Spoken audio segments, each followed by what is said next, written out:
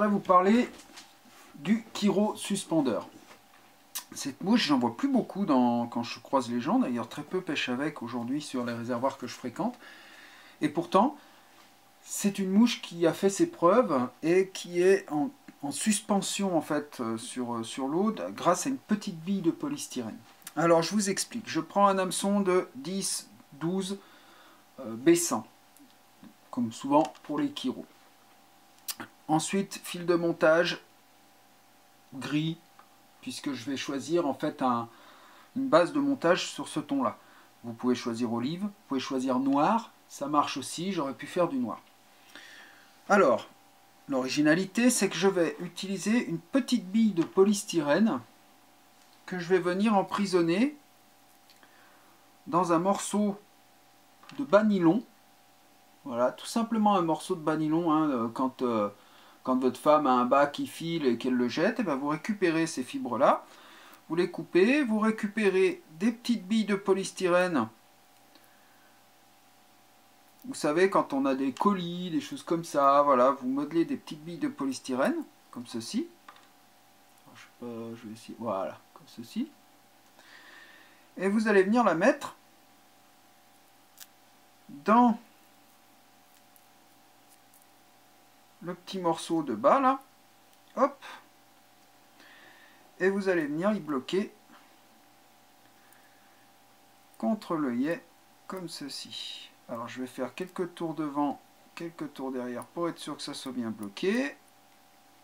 Et je viens sur l'épaisseur. Et je viens couper ici le surplus. Alors, bien sûr, c'est quelque chose qui n'est pas évident à couper. Parce que c'est assez nombreux, hein, le bas, contrairement à ce qu'on pense. C'est plus solide quand on veut le couper que quand on le met apparemment. Et voilà, ma bille de polystyrène est fixée solidement. Elle ne bougera plus. Je viens ensuite me positionner vers ma courbure. Voilà, et je vais attaquer un montage de Kiro classique.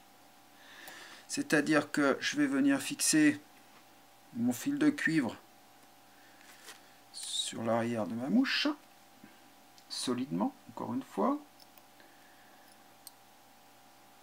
Donc vous l'avez compris, le fil de cuivre va permettre à ma mouche de descendre tout doucement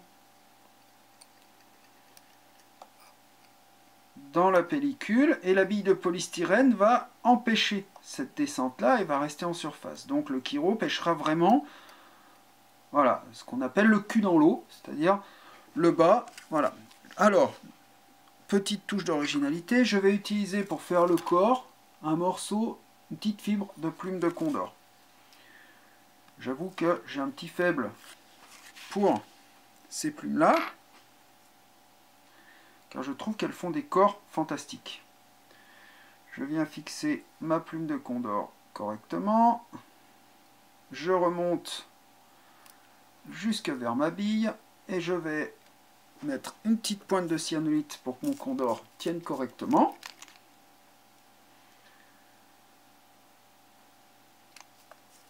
Comme ceci. Et je vais enrouler mon condor en spire jointive de façon à former le corps de mon chironome. Vous pouvez voir hein, que ça se forme petit à petit.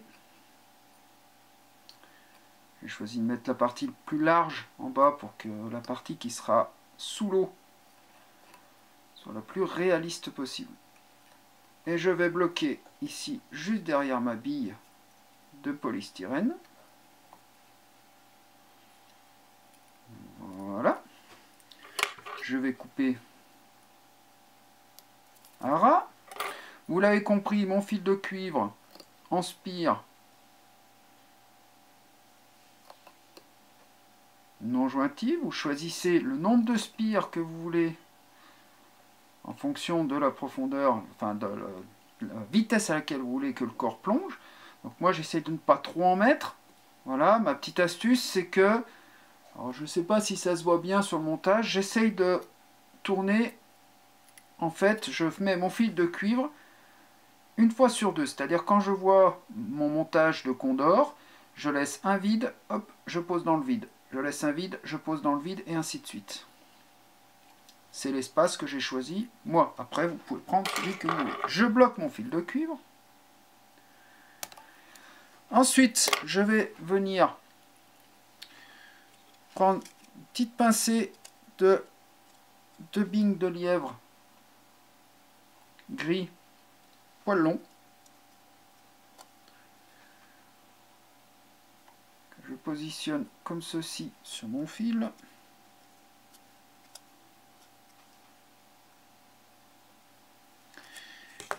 Et je vais passer dessus, dessous, dessus, dessous ma bille, et ainsi de suite, pour venir faire un thorax. Donc vous voyez, ça redresse progressivement ma bille. Hein. Voilà. Je vais finir par une petite tête juste